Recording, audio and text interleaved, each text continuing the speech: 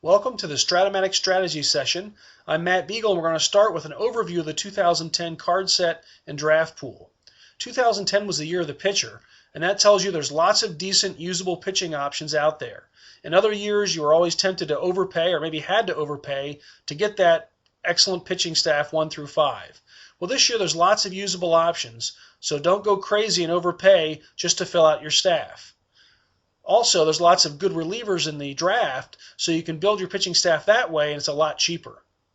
On the hitting side, there's a lot less hitters, of course, if it was the year of the pitcher. So you may want to take a little more of your assets and try to get a really solid lineup this year because it will really pay off. If your league mates aren't aware of the shift, you may be able to get some hitting cards at a discount compared to previous prices. Even if you have to overpay a little, it may be worth it, especially in the infield. Even at first base, there's a real drop-off after the first few first basemen. You really look at the cards in detail and see the weaknesses that are out there. So in the infield, you definitely want to overpay a little bit for those hitter cards because there's really a big drop-off after those first couple guys. Also, there's very few cards to get in the draft. There's the top 4 that seem to go 1, 2, 3, 4 in every draft as hitters that have good cards this year, but after that, there's really not that much out there in the draft pool. And what that tells you, if you're a contender, is that trade your draft picks to get the current cards now.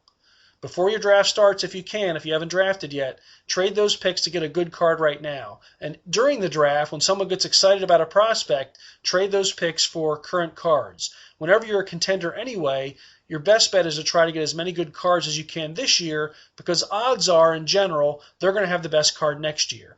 You can always build for the future any year you want, but when you're going to be a contender, you got to be good now. So get that card. And this year, more than ever, there's not that many hitting cards in the draft, so you're going to have to trade your picks to get them.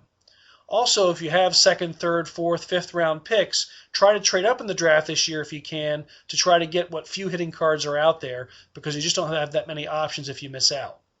There's also a lot of good future players in this draft, lots of prospects that have good futures, so it's a great year to rebuild if you don't have a good team. Get as many picks as you can, spread your risk out, and you can really build a deep roster of good prospects in this draft. It also sets up a really good matchup between contenders and rebuilders for trading possibilities. In some drafts, there's a bunch of good cards but not many good prospects, so rebuilders don't know what to do. But this year you have both good prospects and very few cards, so it makes a natural matchup here where rebuilders can trade off their veteran players with good cards and get some good draft picks and get some good prospects. So it should be a good year for trading in your league.